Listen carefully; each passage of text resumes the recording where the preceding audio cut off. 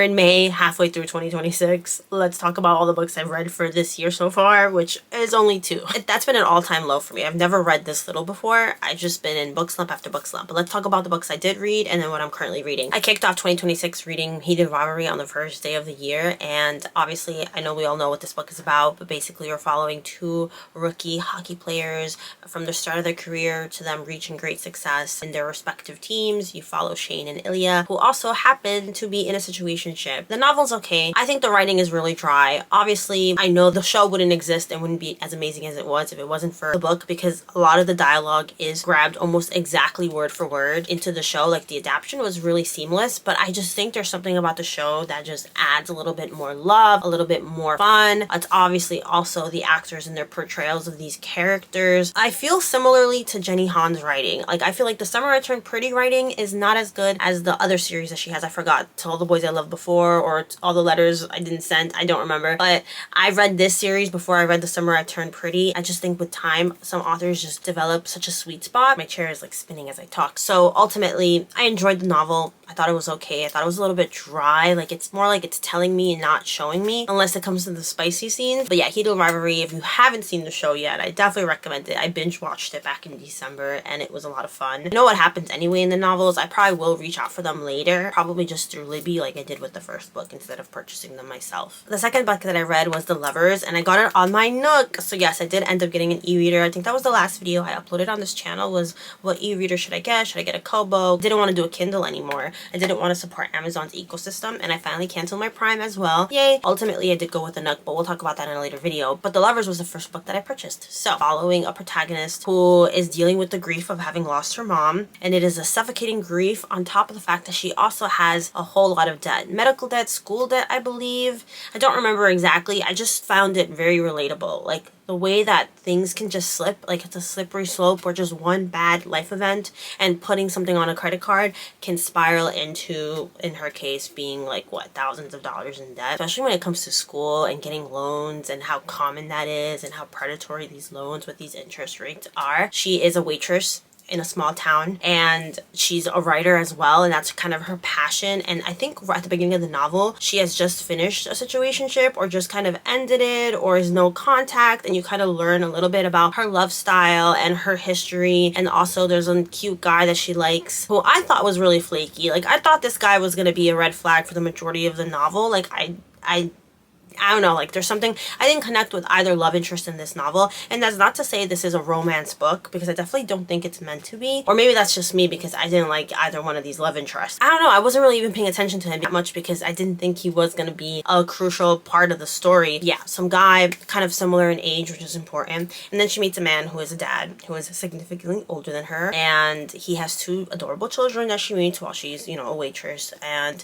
he kind of courts her, and you kind of follow along that journey too. So she is obviously dating around. I didn't like him either. That's super common when people with kids will date younger. Typically, it's for a reason. I think in this case, he just liked her for being young, because she didn't really have anything going for her. You know, she had the debt. She didn't really have a place to live at some point. Obviously, that kind of power imbalance is there, where he's able to kind of swoop in and save her in certain ways from the outside looking in, I guess. But ultimately, you're just following her as she's a writer. She's trying to get out of this debt. And it sounds really depressing, and it kind of is, but it's beautifully written. Like, it's beautifully written. I'm really simplifying it. I do recommend this novel. I did finish it entirely in like 3 days, which is pretty good for me and this book slump. Now, on to the book that I am about to DNF. I did not finish this book. I don't think I'm going to be able to. It's called Love One. I like the premise. The writing is great. That's not the issue here. You're following Julia on this quest to find her lover's ex so that she can grab some of the possessions that she currently has, because her lover passed away unexpectedly. Her lover slash best friend, his name is Gabe. He's like this Colombian singer that she met in Spain when she was studying abroad at 19 or something, right? So this spans like a number of years, and they were always obviously really close. They were never in a committed relationship, and I think a couple months before he passes away, they end up sleeping together for the first time, I believe. I'm kind of confused a little bit on how far they've gone physically or what they've done, because I could have sworn they had already slept together, but I don't know. Nonetheless, he ghosted her and then he dies. So it's this really abrupt lack of closure. I don't believe in closure anyway, but it's a lack of closure. And Julia goes on this quest, meets the ex, which is already an uncomfortable experience. And from there, they both have to navigate mourning the loss of someone that they have in common. I don't know. I didn't get too far, honestly. I mean, I think I did actually. I got to the point where because you're also dealing with flashbacks, so the point of view changes for different chapters when you're kind of seeing all these moments that were really crucial between Gabe and Julia, obviously prior to his passing. I think I'm gonna DNF this book because it's super late. So this is a book from the library, obviously, and there's a wait list for it, and I feel bad that I just had it for so long. So I'm gonna return it and then let the next person in line grab it, and then maybe in the future, later this year, I can pick it up again. I don't know. Another book that I'm reading is Dogs, Boys, and Other Things I've Cried About. This is a signed copy. This is from Isabel Key, who is a very popular content creator, animal rescuer, fosterer of dogs. She has a dog named Simon. There they are. Simon helps her rehabilitate these dogs that she adopts from shelters, not adopts, that she's fostering from shelters, and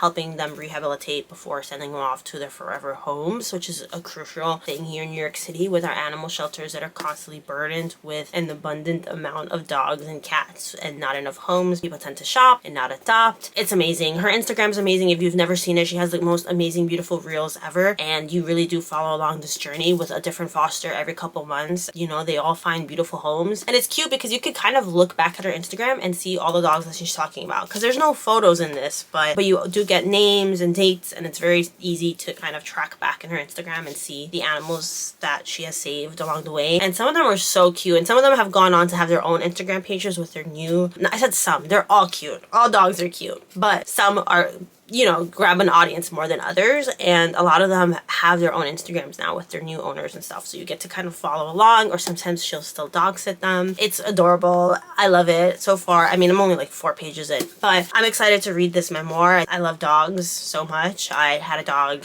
My dog passed away, what, like 4 years ago now, 5 years ago, and I feel like there's a big hole in my heart, so I'm really excited for the day that I can adopt a dog. I didn't realize the significance of adopting versus buying a dog. We bought a dog from a pet store. We got a Yorkie, of course. He wasn't a teacup, but he was mighty expensive. And you just don't know any better. When you don't know, you don't know any better. So it is what it is. Those are the books I've been reading. I will let you know. Hopefully I can... Oh wait, no, there's one more. Okay, I'm reading this book. I forgot what it's called. It's about plague, how they've changed history in ways... Oh, I don't know. Like, this book is so hard to explain. You're going through like 8 plagues throughout the course of human history, and how they have helped shape civilization for better or for worse. Like, sometimes these plagues came and, you know, impacted some people more than others. Some people already had an immune system that was prepared to fight off these pathogens, and others didn't. And it kind of correlates with who was in power and who wasn't. And I don't know, it's a lot. It's a lot. It's something I think we've all briefly learned about in high school. Right now, I am reading about medieval Europe. There's a bunch of different plagues, some of which are super familiar, some of them are viral. Like, there's a whole bunch of things, but it's really good. I'm really liking it so far, and it's nonfiction, which is pretty rare for me to actually get into nonfiction book, because that's usually what will throw me into a book slump, is me reading fiction, then being like, let me do a nonfiction book, or let me do a classic, and then suddenly I'm so bored that I just stop. I chopped my hair, can you tell? I'm not feeling it, but we're pushing through. We're filming these videos, I'm uploading these videos because I have to. But anyway, if you made it to the end of this video, thank you so much for watching. I hope to see you very, very soon with another one.